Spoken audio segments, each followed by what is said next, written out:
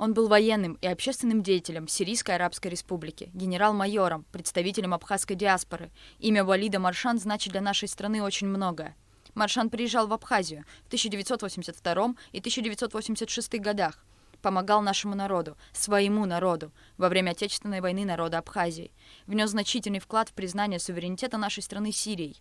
В 2019 году памятник потомку абхазских князей открыли в центре Сухума, у здания Министерства по репатриации. И уже спустя несколько лет, в 2021 году, президент Аслан Бжаня посетил с визитом семью генерала Маршан в Сирии. Абхазскую делегацию встретили вдова генерала Жансет Казанба и его сын Халид Маршан. Именно тогда сын Валида вручил Аслану Бжаня подарок от имени всей семьи Маршан – шпагу ручной работы. Бесценная шпага, полученная генералом по окончанию военной академии, сегодня была передана президентом Абхазскому государственному музею. Это серьезный символ для нас, для нашей истории и Сирийской Арабской Республики, и Республики Абхазия.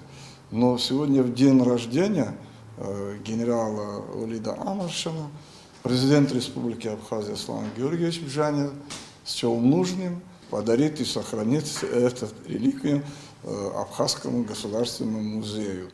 Невероятной красоты оружие ручной работы, являющее собой государственную награду Валиду Маршан, отныне будет храниться в Государственном музее Абхазии, на исторической родине генерала, которую он безмерно любил.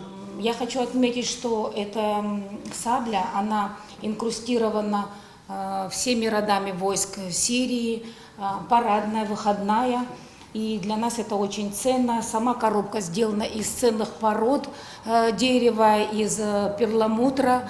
И этот экспонат займет свое место. Переданная музею сабля станет частью обширной экспозиции, гордостью всего абхазского народа и, безусловно, ярким напоминанием о храбрости, героизме и любви к родине, которыми обладал Валид Маршан.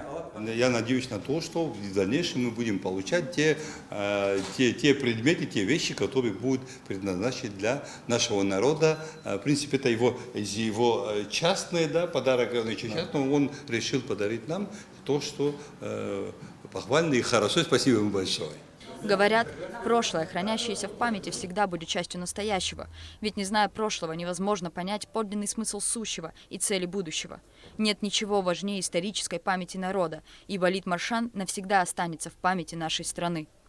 Рада Чачава, Камила Джопо, Абхазское телевидение.